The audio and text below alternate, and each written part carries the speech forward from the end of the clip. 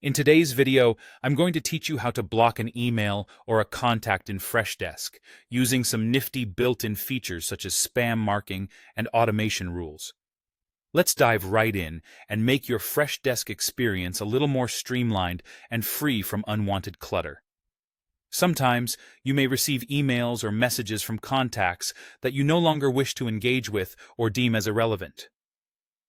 Freshdesk provides a straightforward way to handle such situations by marking these emails as spam and blocking the associated contacts efficiently. To start this process, you'll need to open the specific ticket you want to block. This is generally found in your ticketing queue, and it's the one that has been cluttering up your Freshdesk and needs to be dealt with. Once you've found it, you just need to click on it to open and get more options. Now, as you examine the ticket details, you'll notice a spam button situated right above the ticket interface. This button is your friend today. By clicking it, you are taking the first step towards filtering your inbox. When you hit this button, Freshdesk prompts you to confirm whether or not you'd also like to block the contact associated with this email. It's important to understand this step, as it essentially tells Freshdesk to handle all future communications from this sender as spam as well. So, when the prompt appears, simply choose the option to block the contact. By confirming this, Freshdesk will automatically send the current ticket straight into the spam folder.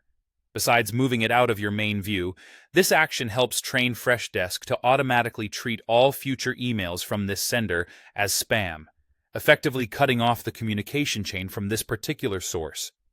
Moreover, the email contact will then be shifted to the deleted contacts list. But don't worry, if you ever change your mind or realize that you need to restore the contact, Freshdesk provides flexibility here. You have the option to restore this contact if it becomes necessary in the future. This ensures that while the contact is removed from the list of active contacts, it isn't lost forever, offering you a convenient backup plan should circumstances change. And there you have it.